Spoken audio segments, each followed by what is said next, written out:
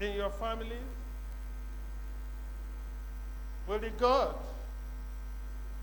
of Abraham be the same God of your Isaac and the same God of your Jacob? Will it stand? Will they have sought for another God even while you are still alive? Not to talk of when you're gone. Recall what Jesus Christ said. When the Son of Man shall come, will he find faith on earth? I'm not talking of when you come again. I'm talking of while you are still alive. If actually you have planted something in them. May the Lord help us. The Lord will help us as we look into his word this morning and as we talk to ourselves as parents, even as children too, because we all have a duty as a parent, as children, and as society.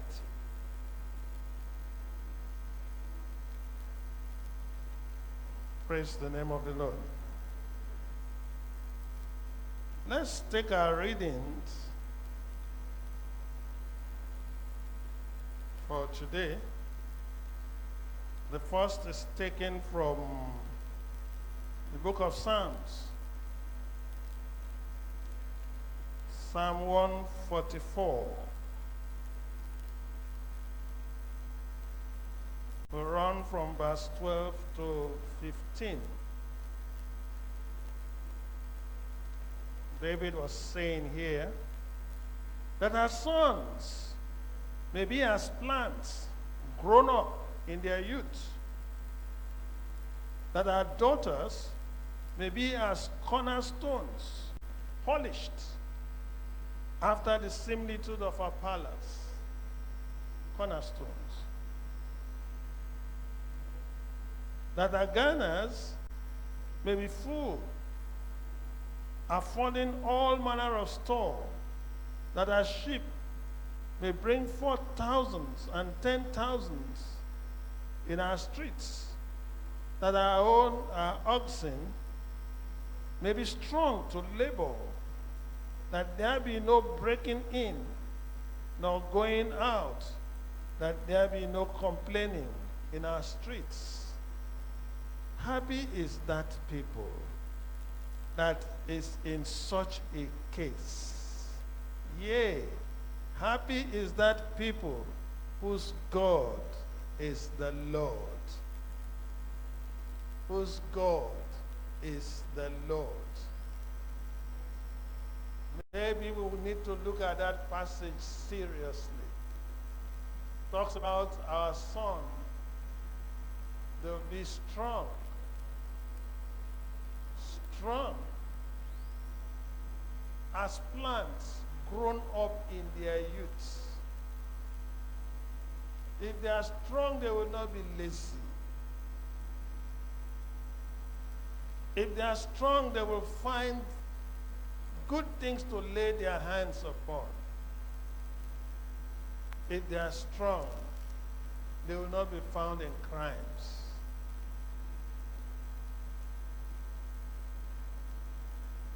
If they are strong, if they have a strong conscience, they will not be doing evil because the conscience will speak. It's because conscience is dead. That's why they do evil without even recounting. Nothing pricks them. They can kill, they can kidnap, they can do all sorts because they're not strong. It is the weak that beats even the one that is assumed not to be as strong. Because the meek will hold back. The meek has the power, okay, to beat, to destroy, but holds back. But the weak, that does not even have the power, tries to exercise. That our daughters will be like what? Let's look at it. That our daughters may be as cornerstones. Some versions will call it pillars. Pillars of a palace. Something that is polished after the similitude of a what? Of a palace. Something that has the aesthetic value of a palace. When somebody used that word yesterday, I was like, are you peeping into my message? I kept quiet. Okay? So we're talking about aesthetically pleasing maidens, like rich decorated pillar adorning a Near Eastern palace. That's how we expect our daughters to be. Okay?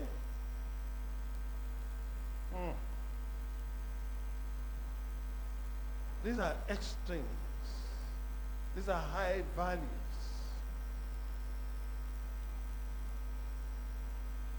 These are high values.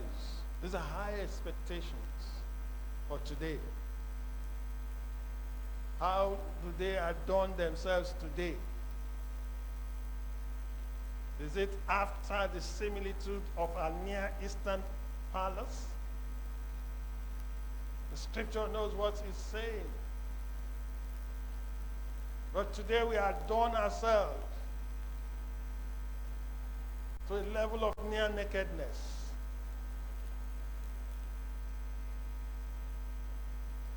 Provocativeness is flowing all over the place. That they may be, and in most cases, I don't know if they are the pillars or they look like the pillars. Only God knows.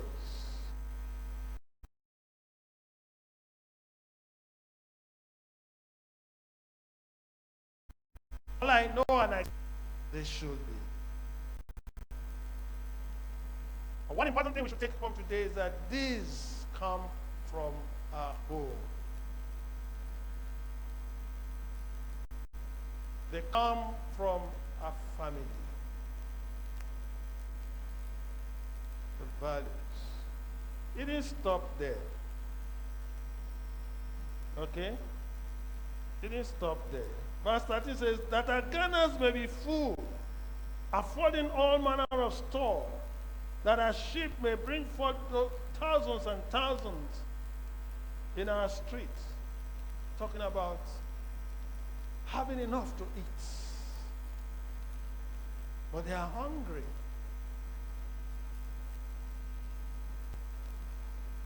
This is prayer of David. But they are hungry.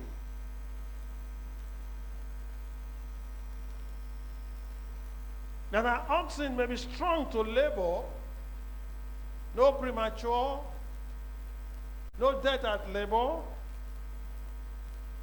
that there be no breaking in, nor going out, that there may be no complaining in our streets. Is there complaining in our streets? Is there breaking in? Is there kidnapping? Is there safety on ground?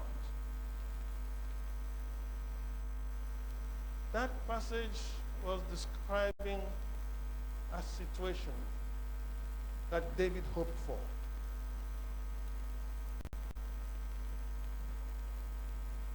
Praise the name of the Lord. Now let's look at the next passage, Malachi chapter 3.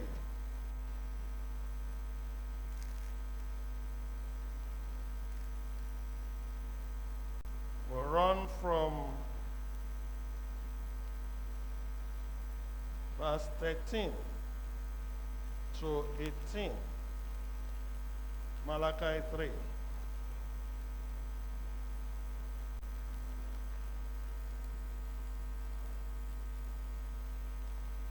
Okay? Your words have been stout against me, said the Lord. Yet you say, what have we spoken so much against you? You have said, it is vain to serve God. And what profit is it that we have kept his ordinance, and that we have walked mournfully before the Lord of hosts? And now we call the proud happy. Yea, they that walk wickedness are set up.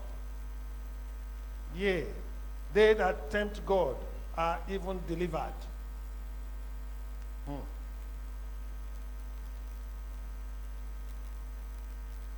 Them,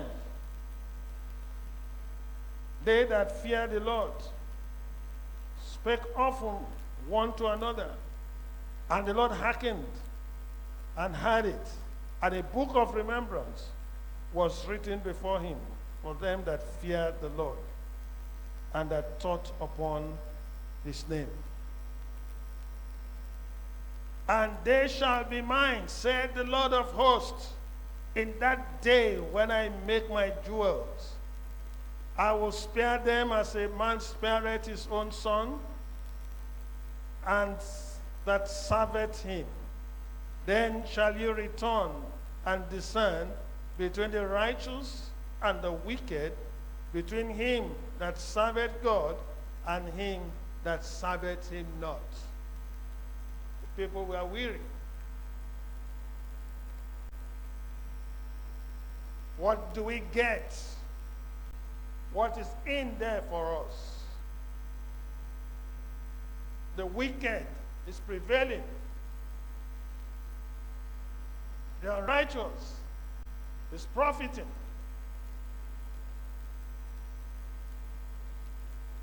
God was telling them here, look, let this not be your problem. Okay?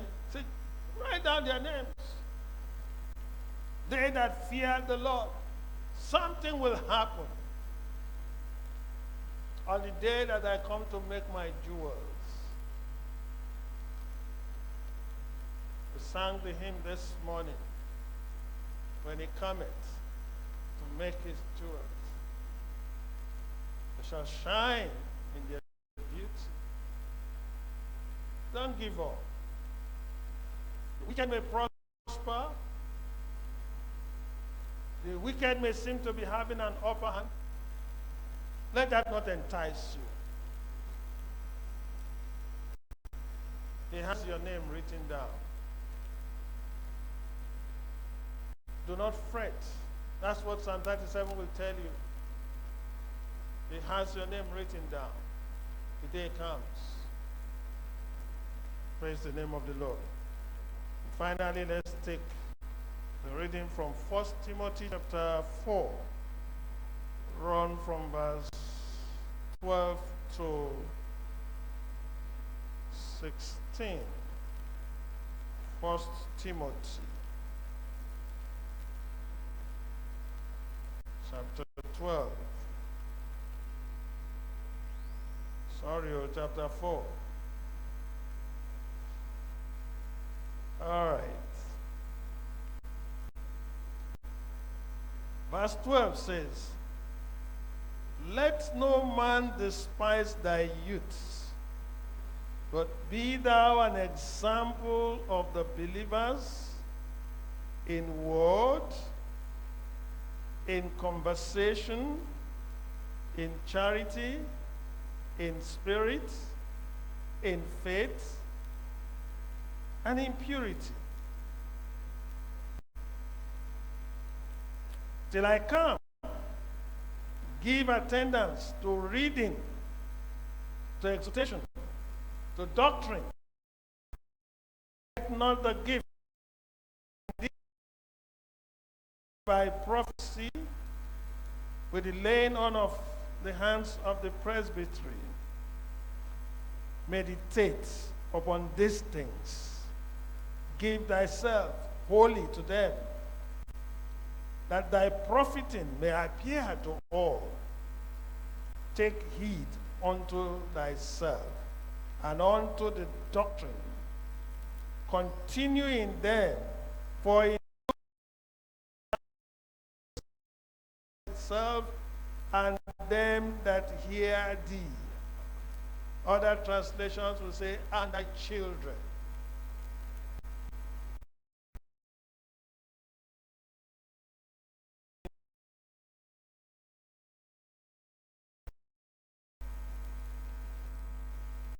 At this point. So, I am also Timothy's of families.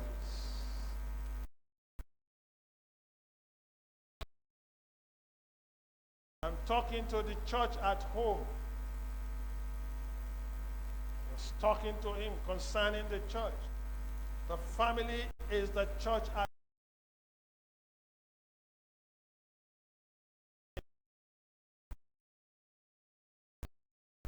okay? Let no man despise you. And be a young or an old person. Relationship. But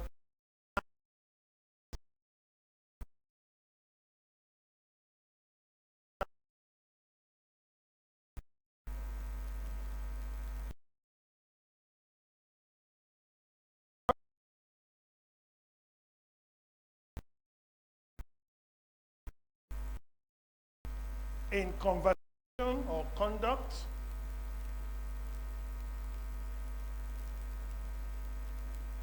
in love,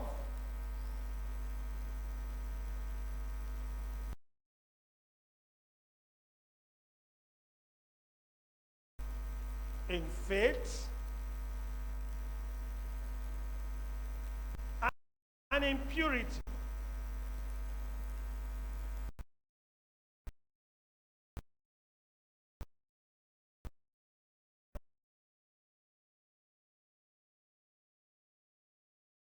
To exhortation, to doctrine, till I come. So neglect not the gift that is in thee.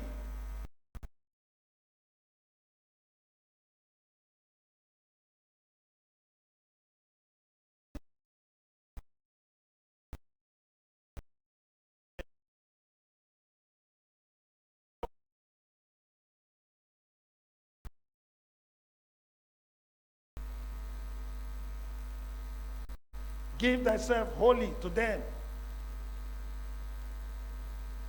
that thy profiting may appear to all.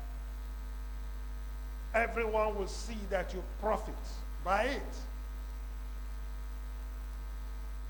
For when some had the word, and because the word was not mixed with faith, it didn't profit them. But you, let your profiting come out of this.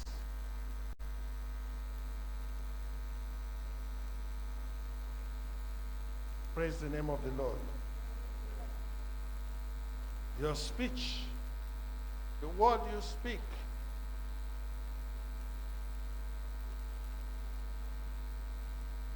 okay? Let that word build up a soul.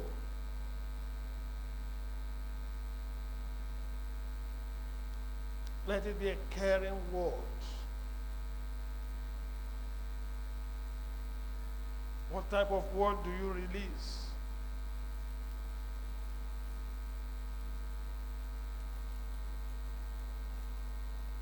And your conversation,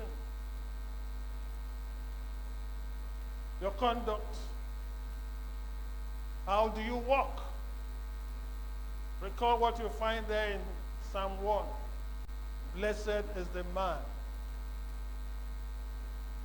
Blessed is the man who does not walk in the counsel That's not where he finds his conversation. The counsel of the ungodly. Nor stands in the way of sinners. That's not where he finds his conversation or his conduct. Nor does he sit in the seat of the scornful. Does not find his conversation there. So that's not his conduct for life.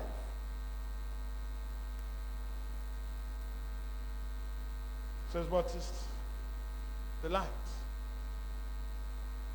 Is in the law of the Lord. And on this doth he meditate day and night. That's why I told him that do not give up on this. Meditate on that. And then he has love to show. Not that selfish love. The love of Christ, because that same love of Christ has been shed abroad his heart. So he can show love. And live by the Spirit, not by the flesh. So that he will not be consumed by the desires of the flesh. And his life must be based on faith, because without faith it is impossible to do what? To please God. And as he's doing that, the scripture has told him, be thou holy, just as I am holy. So purity becomes something for him to look at. Now, these are part of the things we need to bring into the whole. That we, first and foremost, must live them. Okay? When you live them, it becomes easier for the lamb to follow. Because they see you, they watch you chew the cord. So, even when they don't have anything in them, they start chewing with you.